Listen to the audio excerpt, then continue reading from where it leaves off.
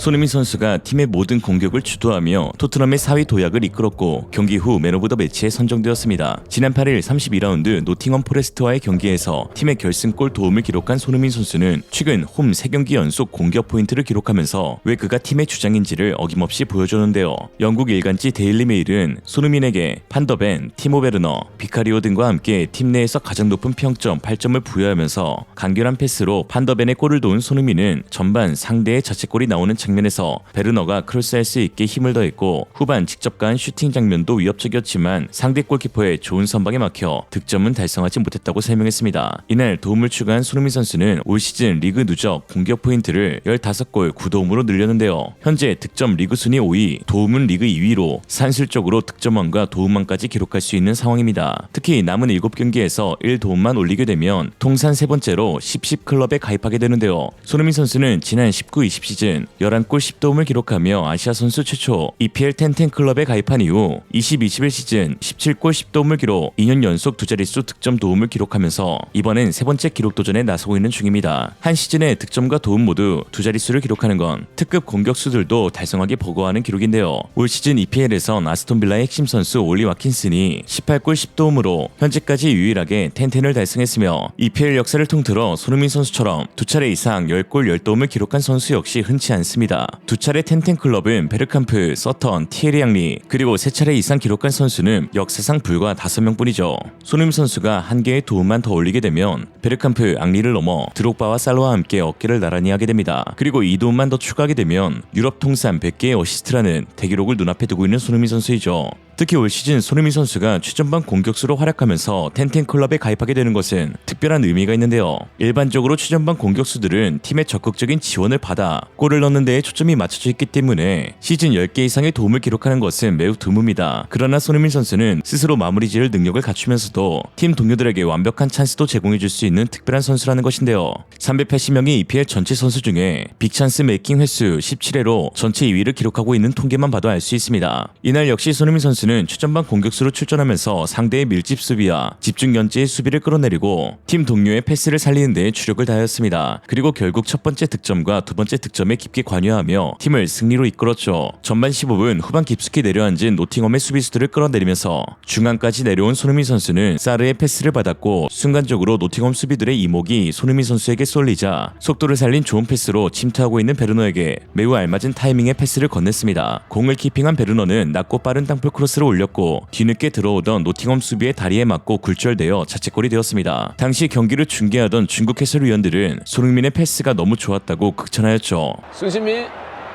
在直塞维尔纳可以打了，往后，哎呦，乌龙制造了乌龙，穆里内15分钟，萨尔孙兴民这一下，你感觉他这个体字啊，速度，哎，是不是？没有越位，应该是左边埃纳应该是在最后一条线上，可能会看一下，但是这个球孙兴民传的也是恰到好处，这个时间再慢一点，维尔纳就处在越位的位置上，传跑的时间也是恰到好处，应该是没有越位，好球。 또한 31분 손흥민 선수는 이번엔 오른쪽 측면에서 공을 받아 드리블을 시도하였고 손흥민 선수가 공을 잡자 노팅엄 수비 5명이 손흥민 존 왼발 슛을 경계하여 달려들었는데요. 처음에는 3명, 후엔 4명, 끝엔 5명까지 몰고 다녔던 손흥민 선수는 비어있는 베르너를 향해 다시 한번 좋은 패스를 건넸지만 베르너의 어처구니 없는 실책으로 인해 찬스가 무산되었습니다. 땅볼 크로스 원툴 베르너의 한계가 드러난 장면이었는데요. 패스를 받고 다시 한번 오픈 찬스였던 손흥민 선수에게 리턴 패스를 해주었다면 좋은 득점 찬스가 될 뻔했었던 아쉬운 장면이었습니다. 손흥민 선수도 온몸으로 아쉬움을 표현하기도 했죠. 베르너의 크로스 삑사리는 다시 봐도 어이가 없네요. 후반 51분에는 존슨의 패스를 받은 손흥민 선수가 중거리 존에서 공을 잡았는데 그 즉시 노팅엄 수비수들이 슈팅 각도를 막기 위해 협력 수비를 시도하였고 수비를 끌었던 손흥민 선수는 오픈 찬스였던 반더벤에게 공을 건넸습니다. 반더벤은 공을 잡자마자 바로 왼발 중거리 슛을 시도했고 이 슛이 팀의 결승골이 되었죠. 경기 후 인터뷰에서 반더벤은 다음과 같이 말했는데요. Yeah, I saw Sonny get the ball and I was thinking like if you pass it to me now, I'll just bang it. And 즉 손흥민에게 수비의 이목이 쏠리고 집중 견제가 올 것을 알았기에 찬스 찬스가 있을 것이라고 생각했고 이에 공을 잡자마자 그대로 슈팅하기로 했다는 것이죠. 한 개의 어시스트와 한 개의 기점, 두 개의 키패스를 기록한 손흥민 선수는 주장으로서 책무를 다하며 팀의 3대1 승리를 이끌었습니다. 손흥민 선수의 이러한 이타적인 모습은 팀 동료들에게도 좋은 영향을 끼치고 있는데요. 스트라이커로서 그저 최전방에 박혀있어 자신에게 공이 오기만을 기다릴 수 있지만 손흥민 선수는 끝없는 전방 압박 스프린트, 수비를 끌어내리는 영리한 움직임, 히트맵에서 알 수 있는 경기장 전역에서의 패스 플레이 등 팀 전체의 경기력 향상에 초점을 맞추고 있습니다. 이러한 플레이는 팀 동료들에게도 매우 큰 영감을 주고 있죠. 주장 손흥민 선수를 한마디로 표현하면 어떻게 말할 수 있냐는 질문에 동료들은 다음과 같이 말하였습니다. Question we're asking today is one word to describe Sonny. Legend. Sonny. God. God. Ronaldinho. Great. I would say inspiring. I can say anything, one just big leader for us. Big leader. Legend. Discipline. My captain. Club legend. Discipline and work hard. Inspirational. Humble. Legend. Morning. You good? You alright? Yeah, good. Early morning. 6월 한국과의 월드컵 아시아 예선 2차전 경기를 앞두고 있는 중국 역시 손흥민 선수의 컨디션에 주목하고 있는데요. EPL 경기를 중계하는 양치양 양쉬는 손흥민 선수의 이날 활약에 경기를 바꾸는 놀라운 플레이를 했다며 크게 칭찬하였습니다. 给了自己的左中卫后插上的机会，孙兴民的助攻。孙兴民今天第一个球是倒数第二脚，是吧？倒数第二对传球。，这是策动进攻，这下呢是直接的助攻。你看埃纳这个这一下这是晕的，那对这摊手，这示意队友了。但这下真的是，打得太漂亮。这是一脚世界波左脚。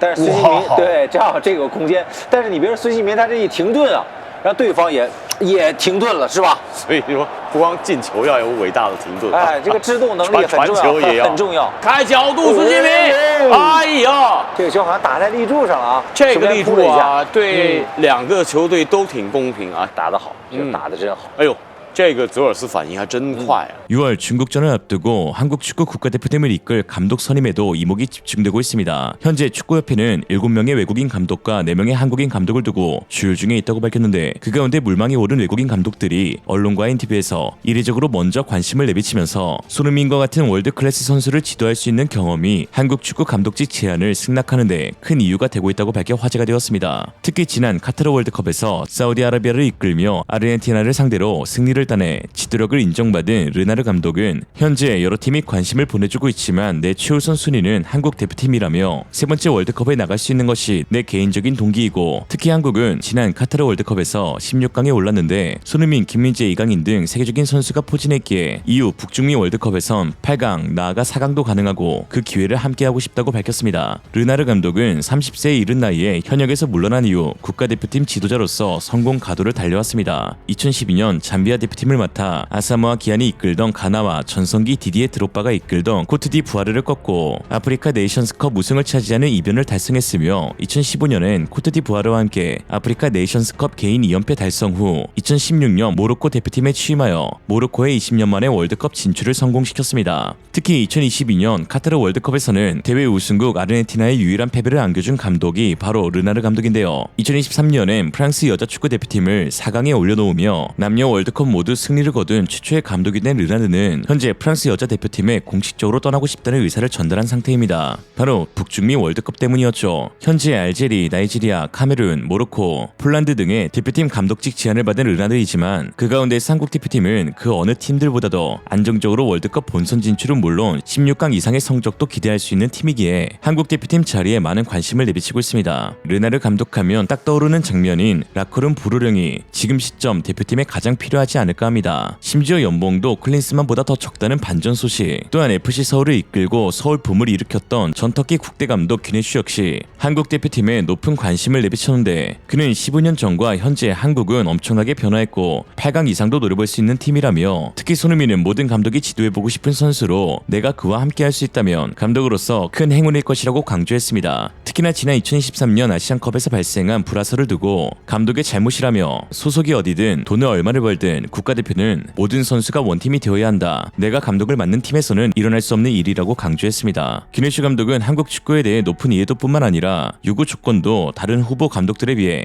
유연하다는 장점이 있는데요. 그는 한국은 나에게 제2의 고향이고 너무나 좋은 추억이 있는 곳이기에 그저 잘 되기만을 바라고 있다. 나는 축구협회에 대표팀 요구 조건 관련 크게 바라는 게 없고 남은 지도자 인생을 대한민국에 온전히 쏟아붓고 싶다. 내게 기회를 주면 정말 감사할 것이라고 덧붙였습니다. 심지어 이천수에게도 고마움을 전하고 싶다는 기네슈니까 조건 타령하는 축구협회가 국내 감독 데려오면 정말 선세게 넘은 거다. 오늘의 한 줄 평. 이 와중에 축구협회 우리 한국적인 어떤 그 분위기를 얼마나 자기 개인적으로 그런 어떤 그 준비가 돼 있는지를 저희들이 분명히 파악을 해서 황선홍 이생으로 리얼리즘이었습니다. 여러분의 생각은 어떠신가요? 현명하고 지혜로운 여러분의 의견을 지금 댓글에 남겨주세요.